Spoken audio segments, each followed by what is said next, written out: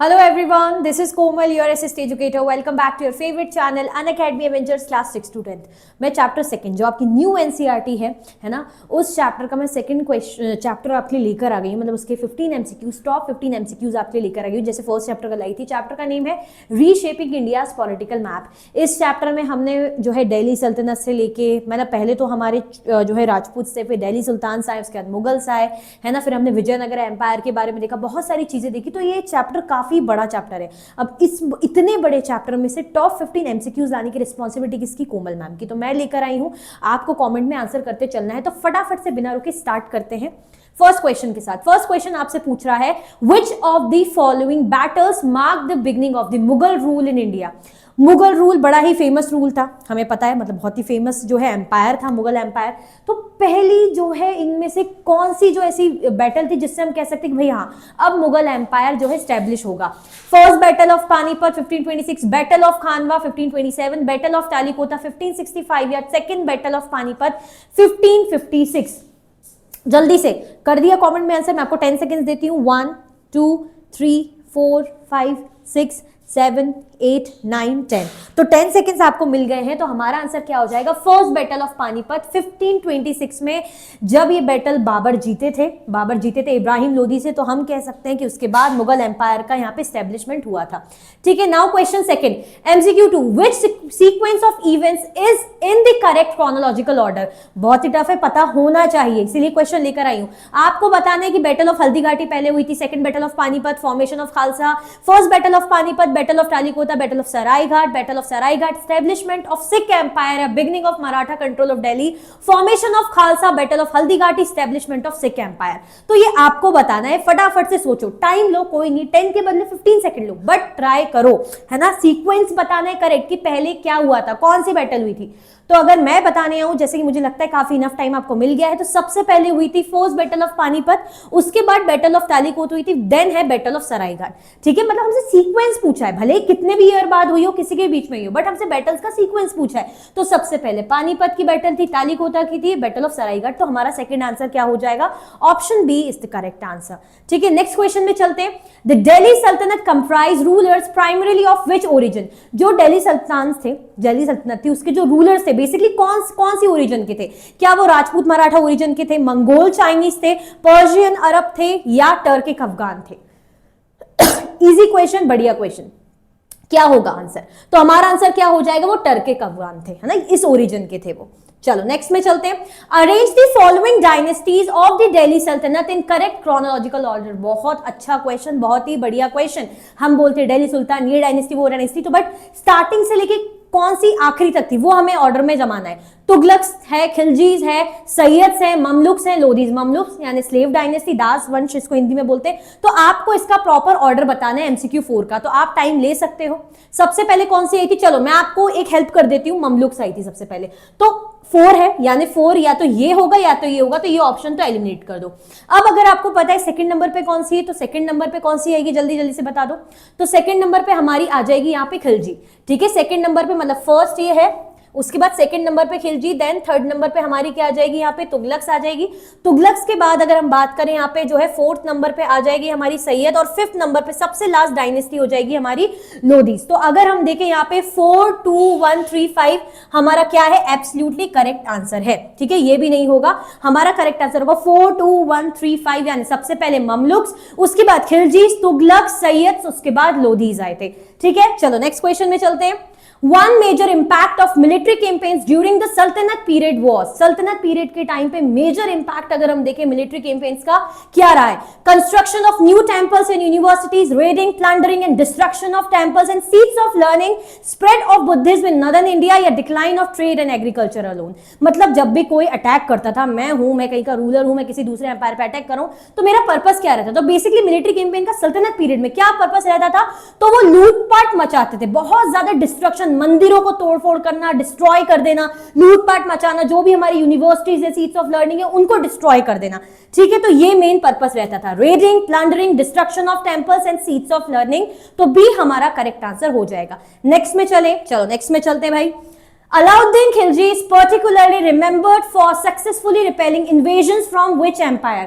भाई अलाउद्दीन खिलजी फेमस तो थे, लेकिन कौन सा एक ऐसा एम्पायर था जिसको रोकने में, है ना, जिसको रोकने में एक बहुत ही बड़ा रोल हमें अलाउद्दीन खिलजी का देखने को मिलता है? Ottoman empire, Vijayanagara empire, Mongol empire है, बैजेंटाइन एम्पायर? बताओ, जल्दी जल्दी से बताओ। तो देखो क्या होगा हमारा आंसर, मंगोल एम्पायर। ठीक है, बड़ा ही खतरनाक भाई मंगोल रूलर, फिर आपको पता ही जेंगिस खान, है ना, तो उन्हीं का ही वंशज भाई, उन्हीं के लोग कितने खतरनाक होंगे, तो उनका इन्वेजन रोकने में अलाउद्दीन खिलजी का बहुत बड़ा रोल हमें यहाँ देखने को मिलता है। Now question 7. Under which Delhi Sultanate did the Sultanate's territories expand to cover most of the subcontinent for the first time since the Mauryan Empire? Alauddin Khilji, Firoz Shah Tughlaq, Balban या मोहम्मद बिन तुगलक? हमसे पूछा है, जैसे हमारा पेन रीजनल, इंडिया का फर्स्ट पेन रीजनल एम्पायर था Mauryan empire, आप लोगों ने अपनी जूनियर क्लासेस में पढ़ा है, ऐसे ही मौर्यन एम्पायर की तरह ही दिल्ली सल्तनत के टाइम का कौन से राजा के टाइम का, मतलब कौन से राजा के टाइम का था दिल्ली सल्तनत जब बहुत एक्सपांड हुआ, मतलब अच्छा फैल गया? तो किसके टाइम था? अलाउद्दीन खिलजी, फिरोज शाह तुगलक, बलबन या मोहम्मद बिन तुगलक? तो हमारा आंसर यहाँ पे क्या हो जाएगा, हमारा आंसर हो जाएगा मोहम्मद बिन तुगलक। ठीक है, D is the correct answer. देखो इंपॉर्टेंट क्वेश्चंस ही है सारे, चैप्टर कितना बड़ा है, लेकिन उसमें से टॉप 15 वायरल क्वेश्चंस कौन लेकर आई? कोमल मैम। तो जरूर देखो, कमेंट में आंसर करते चलो, मजाक में नहीं लेना, प्रैक्टिस यहीं से करनी है, न्यू एनसीईआरटी है। Under whose rule did the Vijayanagara empire reach its peak in the 16th century? देखो राजा कहीं आते, है ना, घर में बहुत सारे मेंबर होते हैं, लेकिन हम बोलते हैं हमारे घर का ये मेंबर सबसे सक्सेसफुल रहा है, इसने हमारी जो है नाक बहुत ऊंची की समाज में, इसके कारण हमारा नाम बढ़ा है। तो ऐसे ही राजा तो बहुत सारे होते हैं, लेकिन एक राजा होता है ना जिसके टाइम पे कुछ भी चीज पीक पर होती है, बहुत ही बढ़िया बेहतरीन होती है, फ्लरिश्ड होती है, तो हरिहरा वन, बुक्काराया वन, नरसिम्हा देवा वन या कृष्ण देव राय? क्या होगा आंसर? तो हमारा आंसर यहाँ पे क्या हो जाएगा, हमारा आंसर हो जाएगा कृष्ण देव राय, डी। ठीक है, चलो नेक्स्ट क्वेश्चन में चलते हैं। The first battle of Panipat 1526 is considered significant because, देखो फर्स्ट बैटल ऑफ पानीपत हुई थी इब्राहिम लोदी और बाबर के बीच में, बाबर इसमें जीत गए थे, है ना, उसी के बाद से मुगल एम्पायर स्टैब्लिश हुआ था। ऐसा क्या स्पेशल था इस बैटल में कि बाबर की जीत हुई, है ना, जबकि उसके पास इतने लोग नहीं भी थे, फिर भी क्यों जीता? तो क्या रीजन था? It mark the first use of gun powder, field artillery and matchlock guns in Indian battles, it mark the introduction of elephants in Indian warfare, it was fought exclusively with cavalry charges without firearms, it was the first naval battle in Indian history। क्या लगता है? तो देखो पहली बार यहां पर तोपों का, गन पाउडर, बारूद वगैरह, मैचलॉक गन्स का यहां पे इस्तेमाल किया गया था, जो कि एक नई चीज थी कोई इंडिया के रूलर के लिए, तो इसीलिए ये जो है बहुत ज्यादा सिग्निफिकेंट माना जाता है, क्योंकि फर्स्ट टाइम यहां पे तोप वगैरह का यूज किया गया था, गन पाउडर वगैरह का यूज किया गया था। ठीक है, चलते हैं जी आगे। Question 10, at what age did Akbar become emperor? देखो हुमायूं की डेथ हो गई थी, लाइब्रेरी से गिर के, ऐसा बोला जाता है, लाइब्रेरी पढ़ रहे थे, बहुत बड़ी लाइब्रेरी थी और उससे गिर गए, उनकी डेथ हो गई थी। ठीक है, अब अकबर भाई राजा तो किसी को बनाना था, भले ही अकबर प्रॉपर ऐसे रूल नहीं करते, लेकिन कोई तो चाहिए था वारिस बैठने को गद्दी में, तो अकबर बहुत ही छोटी उम्र में गद्दी पे बैठे थे, तो कौन सी उम्र में? 10, 14, 13 या 18? 10 सेकेंड से आपके पास 1, 2, 3, 4, 5, 6, 7, 8, 9 एंड 10। तो हमारा आंसर क्या हो जाएगा यहाँ पे? 13 हो जाएगा, सी हमारा करेक्ट आंसर हो जाएगा। नेक्स्ट में चलते, द जिजिया टैक्स अंडर अकबर वॉज, जो जिजिया टैक्स लगा था अकबर के अंडर, वो क्या था? Increase to strengthen state revenue, abolished as part of his policy of tolerance, applied only to Rajputs, made compulsory for all subjects regardless of religion.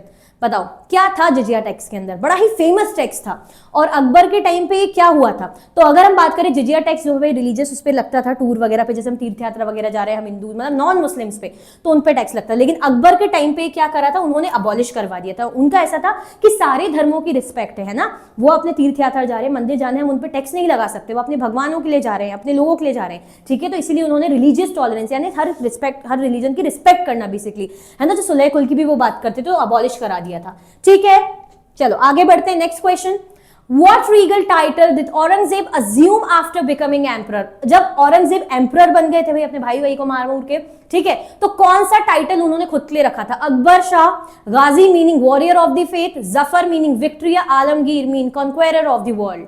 बताओ, अच्छा क्वेश्चन है ये, जल्दी जल्दी से बताएंगे। तो हमारा आंसर क्या हो जाएगा? Alamgir meaning conqueror of the world, है ना, वर्ल्ड का विजेता। चलो Which Mughal emperor reimposed the jizya tax on non-Muslims and the pilgrimage tax on Hindus? अब कौन से मुगल एम्परर थे जिन्होंने वापस से जिजिया टैक्स को थोप दिया था? अकबर ने तो अबॉलिश करवा दिया था, लेकिन कौन से मुगल एम्परर थे जिन्होंने बोला नहीं नहीं वापस करो भाई, मैं स्ट्रिक्ट हूं, मैं अकबर जितना महान नहीं हूं, I am a very strict person, मैं चाहता हूं कि नॉन मुस्लिम्स पे टैक्स लगे, है ना, पिलग्रिमेज टैक्स वगैरह, जिजिया टैक्स लगे। तो कौन थे वो? अकबर, जहांगीर, शाहजहां या औरंगजेब? हमारा आंसर क्या हो जाएगा यहाँ पे? औरंगजेब हो जाएगा। ठीक है, चलो नेक्स्ट क्वेश्चन में चलते हैं। Which factor is often seen as a major cause for the decline of Mughal power after Aurangzeb's death in 1707? देखो हमारे जो है मुगल एम्पायर में बहुत से पावरफुल रूलर रहे, लेकिन आखिरी लास्ट पावरफुल मुगल रूलर अगर हम बोलें, वैसे तो आखिरी बहादुर शाह जफर थे, लेकिन लास्ट पावरफुल मुगल रूलर जो है औरंगजेब थे। अब औरंगजेब की डेथ के बाद ऐसी क्या चीजें हुई जो मुगल एम्पायर बहुत कमजोर बन गया था? ठीक है, हर चीज पीक पर होती है, लेकिन एक पीक पे जाने के बाद नीचे भी आती है। The destruction of Delhi bye foreign invasions, exhaustion of the treasury due to constant wars, rebellion of Rajputs and Sikh only, या over reliance on European trading companies? क्या रीजन हो सकता है? अच्छा क्वेश्चन है, सोचो थोड़ा सा, दिमाग पे जोर दो। क्या होगा हमारा आंसर? भाई यहां पे था कि कॉन्स्टेंटली वॉर चल रहा है, वॉर पे वॉर करे जा रहे हैं, है ना। ऐसे में क्या था, जो खजाना था खत्म होता जा रहा था। अगर मैं वॉर कर रही हूँ, मुझे कुछ जीतना है, तो मेरा खर्चा भी तो जाएगा मेरी आर्मी वगैरह को मेंटेन करने में, घोड़े वगैरह, हाथी, सारी चीजें मेंटेन करने में, गन, मतलब दुनिया भर की चीजें, मेरे टूल्स, इक्विपमेंट्स, पूरे लोग, तो भाई पैसा तो जाएगा उसमें। ठीक है, तो बहुत ज्यादा ट्रेजरी खजाना धीरे धीरे क्या होता जा रहा था, खाली होता जा रहा था। चलो next question. In Akbar's mansabdari system as recorded by Abul Fazl in the Ain-i Akbari, a मनसब was primarily a measure of। Akbar का मनसबदारी सिस्टम था, है ना। अबुल फजल जो उनके फ्रेंड भी थे, उन्होंने रिकॉर्ड करा था, उनके कोर्ट में भी थे और फ्रेंड भी थे, है ना, आईने अकबरी में। तो मनसब का मतलब क्या, मतलब क्या है मनसब को? मतलब the officers land revenue rights, the officers religious status, the officers rank and military obligations, the officers hereditary privileges. Last question है ये, आप टाइम ले सकते हो। 1 2 3 4 5 6 7 8 9 10। हमारा आंसर यहाँ पे क्या हो जाएगा भाई? यहाँ पे ऑफिसर की रैंक डिसाइड होती थी, और क्या उसकी मिलिट्री ऑब्लिगेशंस यानी मिलिट्री ड्यूटीज है, वो यहाँ पे चीजें डिसाइड की जाती थी। ओके, अब खत्म है क्या? नहीं, एक बोनस क्वेश्चन है आपके लिए जिसका आंसर आप लोग करोगे। I am not going to tell you. Question है, कमेंट्स करना है आपको answer. Which art form flourished under Jahangir and Shah Jahan in addition to monumental architecture? ठीक है, Persian carpet weaving only, classical Indian music, calligraphy and miniature painting, theatre and sculpture exclusively, only religious manuscripts copying. ठीक है, अब आपका इसको answer आपको क्या करना है, जैसे कि मैंने ऊपर भी लिखा है, कमेंट में बताना है। ठीक है, कमेंट में बताना है कि क्या खास चीज जो है यहाँ पे शाहजहां और जो है जहांगीर के टाइम पे हुई थी, बहुत ज्यादा उभरी थी। ठीक है, तो आपको आंसर बताना है। साथ में मैंने अभी तक बोला नहीं है, लेकिन आपको लाइक करना है। ठीक है, चैनल को जो है ज्यादा से ज्यादा सब्सक्राइब करना है। अच्छा लगा, क्योंकि न्यू एनसीईआरटी एकदम से अभी मिल नहीं रही है, मैं आपके लिए एमसीक्यूज लेकर आई हूँ टॉप 15, तो मेरी रिस्पॉन्सिबिलिटी है।